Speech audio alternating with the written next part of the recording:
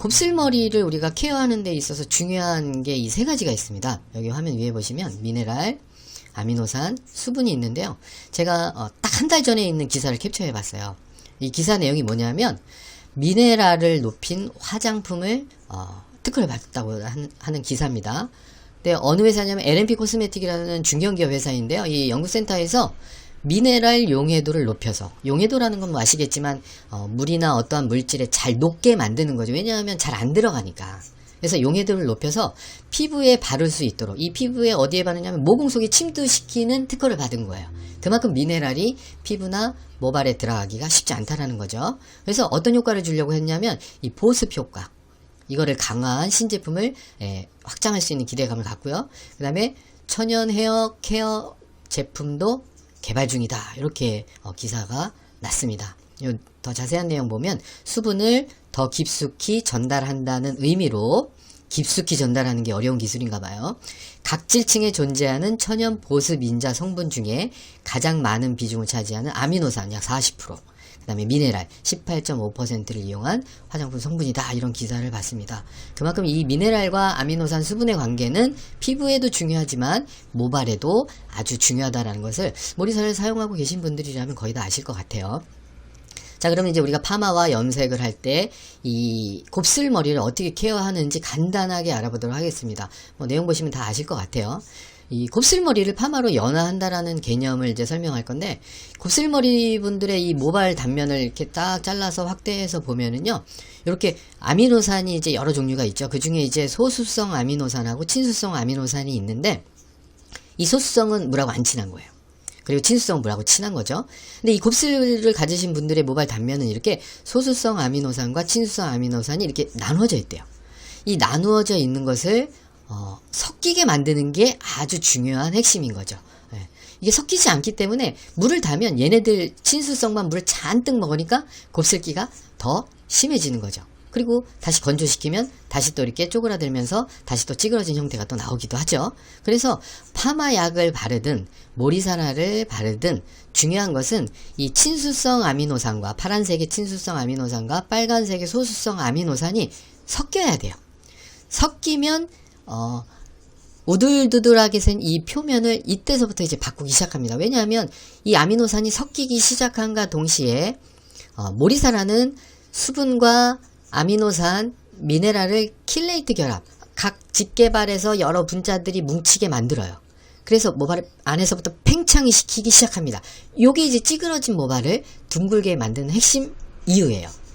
이것을 이제 모리사라를 모르시는, 안 쓰시는 살롱에서는 이제 어떻게 활용하냐면, 요렇게 찌그러진 이 모발 단면을 파마약을 묻히면 이 결합들이 일시적으로 끊어지겠죠. 끊어지면서 시간이 지나면서 원장님들이 곱게 조심스럽게 빗질을 하면서 5분, 10분, 15분, 20분을 방치하면서 얘네들이 자연스럽게 섞이기 시작합니다. 요때 케어를 잘해야 되는 거죠. 그래서 우리가 이때에 여러가지 영향이 될 만한 뭐 PPT라든가 아미노산 여러 제품들을 원장님들이 케어하는 거예요. 근데 중요한 건 모발의 결합들을 다 끊어놓은 상태에서 좋은 성분들을 넣어놨는데 이게 또 쉽게 빠져요. 빠지니까 또다시 또 곱슬거리는 거예요. 매직을 한 뒤에 며칠 뒤에 다시 곱슬거린다라는 이유는 이것들이 들어갈 때는 잘 들어가서 당일날은 통통하면서 모발이 많이 펴진 것 같지만 다음날 또는 일주일, 2주일 뒤에 금방 빠져버리면 다시 찌글거린다라는 거죠. 근데 모리사라가 갖고 있는 이 킬레이트 리간드 결합 방식은요, 한번 아미노산, 그 다음에 미네랄, 수분이 집게발에 킬레이트 리간드 결합을 하게 되면 약 한 달에서 길게는 2달까지 잘 빠져나오지 않습니다. 이 원리는 염색 색소가 모발에 들어가서 모발의 아미노산과 분자들과 결합하는 방식과 똑같아요. 그래서 염색을 하면 손상도에 따라 다르긴 하지만 4주에서 8주까지 유지되는 이유가 이 킬레이트 리간드 결합 방식 때문에 그래요. 근데 이 모리사라가 이 곱슬머리를 케어하는 데 있어서 아주 중요한 역할을 한다, 라는 것을 제가 말씀을 꼭 드리고 싶습니다. 그래서 자, 우리가 펌제를 도포하면 이렇게 소수성, 친수성 이렇게 나눠져 있는 이 아미노산들이 펌제가 닿으면서 이렇게 섞이기 시작합니다. 요때 곱게 빗질을 하면서 이렇게 잘 섞일 수 있도록 만들어 주고요. 그 다음에 모발이 둥그러지진 않기 때문에 뭔가를 채워줘야 돼요. 여기서 작용하는 게 이제 수분, 아미노산, 단백질 여러 가지가 있습니다. 그래서 곱슬은 예, 이 연화 작업이 거의 핵심이다. 이렇게 예, 이해를 하시면 좋을 것 같습니다. 자, 제가 이제 위더스 프로페셔널의 김원현 대표님의 그 교육 내용 중에 좋은 내용이 있어서 좀 이렇게 캡처를 해왔어요. 그 내용이 뭐냐면, 곱슬머리를 우리가 연화할 때, 작업할 때는 주의할 게 몇 가지가 있다, 이렇게 말씀을 해주시더라고요. 그래서 일단 뭐 강알칼리 크림 매직약으로 연화한다, 요거는 우리가 다 하고 있죠. 그 다음에 연화가 부족할 때는 매직약과 치오를 혼합한 것을 재도포하는 것이 좋다. 예, 요때는 이제 강치오를 조금만 혼합해 주시면 연화가 훨씬 더 빨리 예, 손상 적게 예, 진행할 수 있다, 이렇게 얘기를 해주시고요. 그 다음에 매직약을 도포할 때는 반드시 작은 파팅을 떠라. 왜? 아까 사진에 보셨듯이 넓은 파팅을 뜨게 되면 이 매직약이 곱슬머리에 침투하는데 양이 충분치 않다.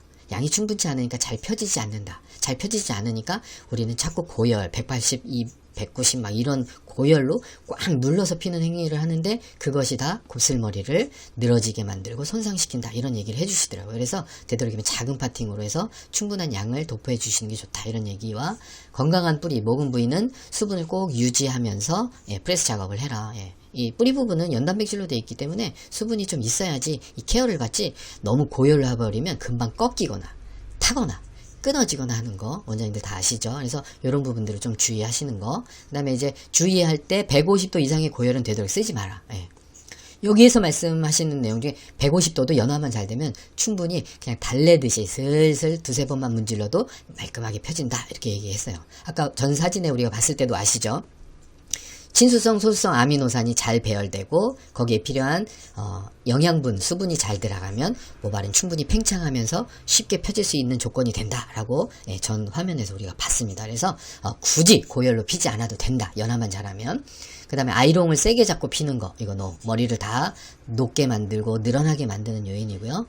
많은 파팅량을 잡아서 세게 한 번에 다 피는 거, 예, 요거 또 주의하시. 이왕이면 적게 펴서 저열의 온도 150도 정도로 슬슬슬 두세 번 피는 것이 다음번 웨이브 펌을 걸 때도 훨씬 더 좋다라는 말씀을 해주셨고요. 그 다음에 모발 강화 보호 제품을 충분히 사용하자, 이런 얘기를 해주셨습니다.